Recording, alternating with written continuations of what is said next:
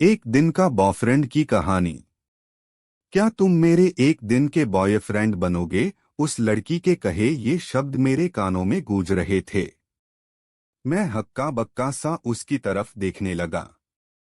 काली लंबी जुल्फों और मुस्कुराते चेहरे के बीच चमकती उसकी दो आंखें मेरे दिल को धड़का गईं। एक अजनबी लड़की के मुंह से इस तरह का प्रस्ताव सुनकर आप अंदाजा लगा सकते हैं कि मुझ पर क्या बीत रही होगी। मैं अच्छे घर का होनहार लड़का हूं। प्यार और शादी को लेकर मेरे विचार बिल्कुल स्पष्ट हैं। बहुत पहले एक बार प्यार में पड़ा था, पर हमारी लव स्टोरी अधिक दिनों तक नहीं चल सकी। लड़की बेवफा निकली। वह न सिर्फ मुझे बल्कि दुनिया छोड़कर चली गई और मैं अकेला रह गया। लाख चाह कर भी मैं उसे भुला नहीं सका। सोच लिया था कि अब अरेंज्ड मैरिज करूंगा। घर वाले जिसे पसंद करेंगे उसे ही अपना जीवन साथी मान लूंगा। अगले महीने मेरी सगाई है। लड़की को मैंने देखा नहीं है, पर घर वालों को वह बहुत पसंद आई है। फिलहाल मैं अपने मामा के घर छुट्टियां बिताने आया हूं। मेरे घर पहुंचते ही सगाई की तैयारियां शुरू हो जाएंगी। बोलो न, क्या तुम मेरे साथ? उसने फिर अपना सवाल दोहराया। मैं तो आपको जानता भी नहीं, फिर कैसे? मैं उलझन में था। जानते नहीं तभी तो एक दिन के लिए बना रही हूं, हमेशा के लिए नहीं। लड़की ने अपनी बड़ी बड़ी आंखों को नचाया। दरअसल 2 से 4 महीनों में मेरी शादी हो जाएगी। मेरे घर वाले बहुत रूढ़िवादी हैं। बॉयफ्रेंड तो दूर, कभी मुझे किसी लड़के से दोस्ती भी नहीं करने दी। मैंने अपनी जिंदगी से समझौता कर लिया है, मैंने उसे देखते हुए कहा। और मेरी भी। मेरे घर वाले मेरे लिए जिसे ढूंढेंगे उससे आंखें बंद कर शादी कर लूंगी। मगर मेरी सहेलियां कहती हैं कि शादी का मजा तो लव मैरिज में है, किसी को बॉयफ्रेंड बनाकर जिंदगी एंजॉय करने में है। मेरी सभी सहेलियों के बॉयफ्रेंड हैं, केवल मेरा ही कोई नहीं है, उसने कही। यह भी सच है कि मैं बहुत संवेदनशील लड़की हूं। किसी से प्यार करूंगी तो बहुत गहराई से करूंगी। इसी वजह से इन मामलों में फंसने से डर लगता है। मैं जानती हूं कि मैं तुम्हें आजकल की लड़कियों जैसी बिल्कुल नहीं लग रही होंगी, बट बिलीव मी, ऐसी ही हूं मैं। फिलहाल मुझे यह महसूस करना है कि बॉयफ्रेंड के होने से जिंदगी कैसा रुख बदलती है, कैसा लगता है। सब कुछ बस यही देखना है मुझे। क्या तुम इसमें मेरी मदद नहीं कर सकते? उसने एक बार फिर अपनी प्रश्न दोहराई। ओके, पर कहीं मेरे मन में तुम्हारे लिए फीलिंग्स आ गई तो क्या है? वन नाइट स्टैंड की तरह हमें एक दिन के इस अफेयर को भूल जाना है। यह सोचकर ही मेरे साथ आना। बस एक दिन खूब मस्ती करेंगे, घूमेंगे फिरेंगे। बोलो, क्या कहते हो? वैसे भी मैं तुमसे 5 साल बड़ी हूं। मैंने तुम्हारे ड्राइविंग लाइसेंस में तुम्हारी उम्र देख ली है। यह लो, रास्ते में तुमसे गिर गया था, यही लौटाने आई थी। तुम्हें देखा तो लगा कि तुम एक शरीफ लड़के हो, मेरा गलत फायदा नहीं उठाओगे, इसीलिए यह प्रस्ताव रखा है। मैं मुस्कराया। एक अजीब सा उत्साह था मेरे मन में। चेहरे पर मुस्कुराहट की रेखा गहरी होती गई। मैं इनकार नहीं कर सका, तुरंत हामी भरता हुआ बोला, ठीक है, परसों सुबह 8 बजे इसी जगह आ जाना। उस दिन मैं पूरी तरह तुम्हारा बॉयफ्रेंड हूं। ओके, थैंक यू कहकर मुस्कराती हुई वह चली गई। घर आकर भी मैं सारा समय उसके बारे में सोचता रहा। 12 दिन बाद तय समय पर उसी जगह पहुंचा तो देखा वह बेसब्री से मेरा इंतजार कर रही थी। हाय डियर कहते हुए वह करीब आ गई। हाय। मैं थोड़ा सकुचाया, मगर उस लड़की ने झट से मेरा हाथ थाम लिया और बोली, चलो अब से तुम मेरे बॉयफ्रेंड हुए। कोई हिचकिचाहट नहीं, खुलकर मिलो यार। मैंने खुद को समझाया, बस एक दिन। फिर कहाँ मैं, कहाँ यह, फिर हम दो अजनबियों ने हमसफर बनकर उस एक दिन के खूबसूरत सफर की शुरुआत की। प्रिया नाम था उसका। मैं गाड़ी ड्राइव कर रहा था और वह मेरी बगल में बैठी थी। उसकी जुल्फें हौले हौले उसके कंधों पर लहरा रही थी। भीनी भीनी सी उसकी खुशबू मुझे आगोश में लेने लगी थी। एक अजीब सा एहसास था जो मेरे जिस्म को महका रहा था। मैं एक गीत गुनगुनाने लगा। वह एकटक मुझे निहारती हुई बोली, तुम तो बहुत अच्छा गाते हो। हाँ, थोड़ा बहुत गा लेता हूँ। जब दिल को कोई अच्छा लगता है तो गीत खुद ब खुद होठों पर आ जाता है। मैंने डायलॉग मारा तो वह खिलखिलाकर हंस पड़ी। दूधिया चांदनी सी छिटककर उसकी हंसी मेरी सांसों को छूने लगी। यह क्या हो रहा है मुझे, मैं मन ही मन सोचने लगा। तभी उसने मेरे कंधे पर अपना सिर रख दिया। माई प्रिंस चार्मिंग, हम जा कहाँ रहे हैं? जहाँ तुम कहो। वैसे मैं यहाँ की सबसे रोमांटिक जगह जानता हूँ, शायद तुम भी जाना चाहोगी। मेरी आवाज में भी शोखी उतर आई थी। शोर, जहाँ तुम चाहो ले चलो। मैंने तुम पर 100% विश्वास किया है। पर इतने विश्वास की वजह, किसी किसी की आंखों में लिखा होता है कि वह 100% विश्वास के योग्य है। तभी तो पूरी दुनिया में एक तुम्हें ही चुना मैंने अपना बॉयफ्रेंड बजाने को। डोट देखो, तुम मुझसे इमोशनली जुड़ने की कोशिश मत करो, बाद में दर्द होगा। किसे, तुम्हें या मुझे? शायद दोनों को। डोट नहीं, मैं प्रैक्टिकल हूँ। मैं बस एक दिन के लिए ही तुमसे जुड़ रही हूँ, क्योंकि मैं जानती हूँ हमारे रिश्ते को सिर्फ इतने समय की ही मंजूरी मिली है। हाँ, वह तो है। मैं अपने घर वालों के खिलाफ नहीं जा सकता। अरे यार, खिलाफ जाने को किसने कहा? मैं तो खुद पापा के वचन में बंधी हूँ। उनके दोस्त के बेटे से शादी करने वाली है। 6 से 7 महीनों में वह इंडिया आ जाएगा और फिर चट मंगनी पट विवाह हो सकता है। मैं हमेशा के लिए पेरिस चली जाऊँ, उसने सहजता से कही। तो क्या तुम भी डीडीएलजे मूवी की सिमरन की तरह किसी अजनबी से शादी करने वाली हो जिसे तुमने कभी देखा भी नहीं है? कहते हुए मैंने उसकी आंखों में झांका। वह हंसती हुई बोली, हाँ, ऐसा ही कुछ है। पर चिंता न करो, मैं तुम्हें शाहरुख यानी राज की तरह अपनी जिंदगी में नहीं आने दूंगी। शादी तो मैं उसी से करूंगी जिससे पापा चाहते हैं। तो फिर यह सब क्यों? मेरे इमोशंस के साथ क्यों खेल रही हो? अरे यार, मैं कहाँ खेल रही हूँ। फर्स्ट मीटिंग में ही मैंने साफ कह दिया था कि हम केवल एक दिन के रिश्ते में हैं। हाँ, वह तो है। Okay Baba, I am sorry. चलो, आ गई हमारी मंजिल। वेरी नाइस, बहुत सुंदर व्यू है। कहते हुए उसके चेहरे पर खुशी की लहर दौड़ गई। थोड़ा घूमने के बाद वह मेरे पास आती हुई बोली, लो अब मुझे अपनी बाहों में भरो जैसे फिल्मों में करते हैं।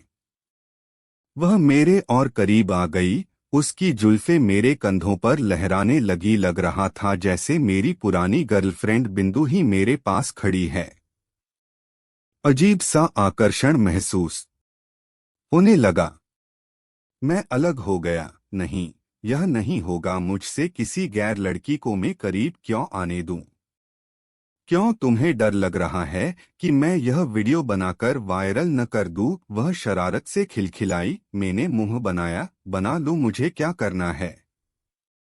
वैसे भी मैं लड़का हूं, मेरी इज्जत थोड़े ही जा रही है। वही तो मैं तुम्हें समझा रही हूँ, तुम्हें क्या फर्क पड़ता है, तुम तो लड़के हो। वह फिर से मुस्कराई। वैसे तुम आजकल के लड़कों जैसे बिल्कुल नहीं। आजकल के लड़कों से क्या मतलब है? सब एक जैसे नहीं होते। वही तो बात है। इसीलिए तो तुम्हें चुना है मैंने, क्योंकि मुझे पता था तुम मेरा गलत फायदा नहीं उठाओगे, वरना किसी और लड़के को ऐसा मौका मिलता तो उसे लगता जैसे लॉटरी लग गई हो। तुम मेरे बारे में इतनी श्योर कैसे हो कि वाकई में शरीफ ही हूं? तुम कैसे जानती हो कि मैं कैसा हूं और कैसा नहीं हूं?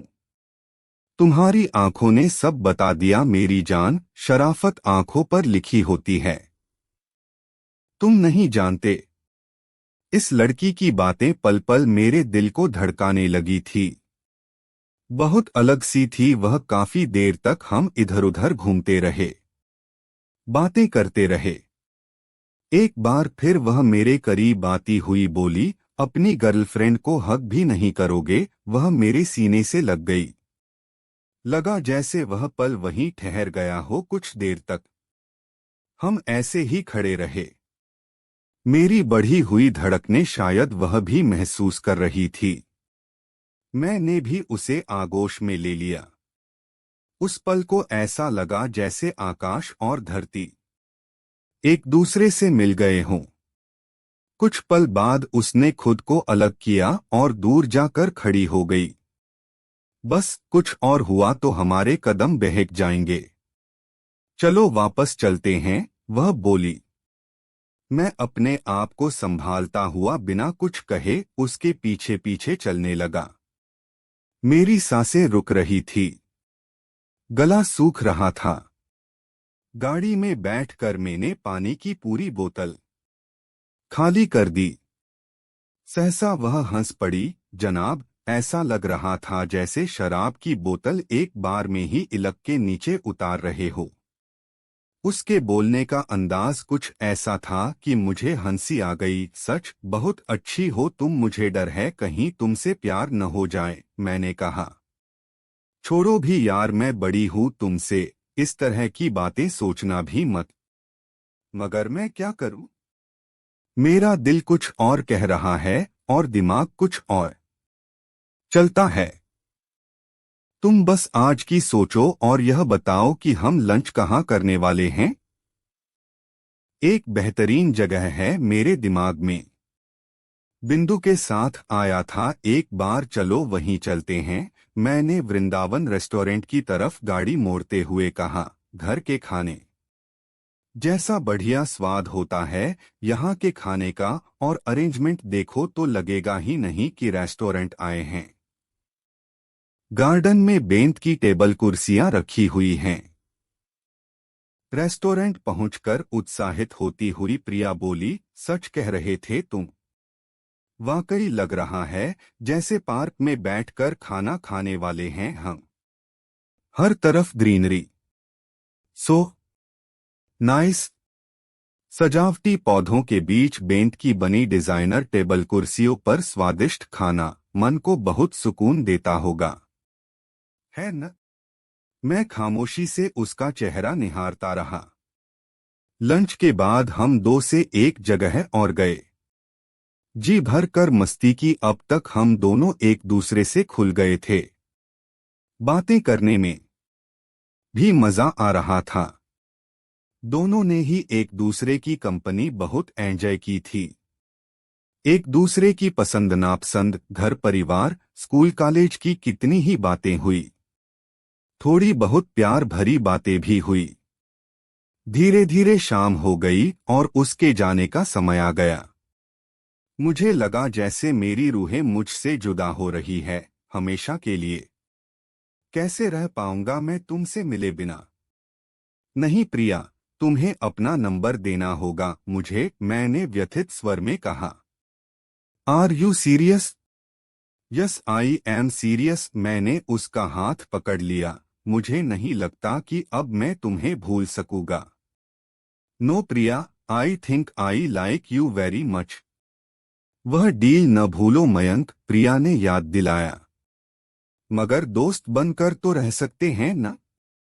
नो, मैं कमजोर पड़ गई तो यह रिस्क मैं नहीं उठा सकती। तो ठीक है, आई विल मैरी यू, मैंने जल्दी से कहा। उससे जुदा होने के ख्याल से ही मेरी आंखें भर आई थीं। एक दिन में ही जाने कैसा बंधन जोड़ लिया था उसने कि दिल कर रहा था हमेशा के लिए वह मेरी जिंदगी में आ जाए। वह मुझसे दूर जाती हुई बोली, गुड बाय मयंक, मैं शादी वहीं करूंगी जहां पापा चाहते हैं। तुम्हारा कोई चांस नहीं। भूल जाना मुझे। वह चली गई और मैं पत्थर की मूर्त बना उसे जाते देखता रहा। दिल भर आया था मेरा। ड्राइविंग सीट पर अकेला बैठा अचानक फक फक कर रो पड़ा। लगा जैसे एक बार फिर से बिंदु मुझे अकेला छोड़कर चली गई है। जाना ही था तो फिर जरूरत क्या थी मेरी जिंदगी में आने की। किसी तरह खुद को संभालता हुआ घर लौटा। दिन का चैन, रात की नींद सब लुट चुकी थी। जाने कहां से आई थी वह और कहां चली गई थी। पर एक दिन में मेरी दुनिया पूरी तरह बदल गई थी। देवदास बन गया था मैं। इधर घर वाले मेरी सगाई की तैयारियों में लगे थे। वे मुझे उस लड़की से मिलवाने ले जाना चाहते थे जिसे उन्होंने पसंद किया था। पर मैंने साफ इनकार कर दिया। मैं शादी नहीं करूंगा, मेरा इतना कहना था कि घर में कोहराम मच गया। क्यों, कोई और पसंद आ गई? माँ ने अलग ले जाकर पूछा। हाँ, मैंने सीधा जवाब दिया। तो ठीक है, उसी से बात करते हैं। पता और फोन नंबर दो। मेरे पास कुछ नहीं है। कुछ नहीं? यह कैसा प्यार है? माँ ने कहा। क्या पता माँ, वह क्या चाहती थी। अपना दीवाना बना लिया और अपना कोई अतापता भी नहीं दिया। फिर मैंने उन्हें सारी कहानी सुनाई तो वे खामोश रह गई। 6 माह बीत गए। आखिर घर वालों की जिद के आगे मुझे झुकना पड़ा। लड़की वाले हमारे घर आए। मुझे जबरन लड़की के पास भेजा गया। उस कमरे में कोई और नहीं था। लड़की दूसरी तरफ चेहरा किए बैठी थी। मैं बहुत अजीब महसूस कर रहा था। लड़की की तरफ देखे बगैर मैंने कहना शुरू किया, मैं आपको किसी भ्रम में नहीं रखना चाहता। दरअसल मैं किसी और से प्यार करने लगा हूं और अब उसके अलावा किसी से शादी का ख्याल भी मुझे रास नहीं आ रहा। I am sorry. आप इस रिश्ते के लिए न कह दीजिए। सच में न कह दूर। लड़की के स्वर मेरे कानों से टकराए तो मैं हैरान रह गया। यह तो प्रिया के स्वर थे। मैंने लड़की की तरफ देखा तो दिल खुशी से झूम उठा। यह वाकई प्रिया ही थी। तुम? हाँ, मैं कोई शक्कर। वह मुस्कराई। पर वह सब क्या था प्रिया? दरअसल मैं अरेंजड नहीं, लव मैरिज करना चाहती थी। पहले तुमसे प्यार का इजहार कराया, फिर इस शादी के लिए रजामंदी दी। बताओ कैसा लगा? सरप्राइज? बहुत खूबसूरत। मैंने पल भर भी देर नहीं की कहने में और फिर उसे बाहों में भर लिया।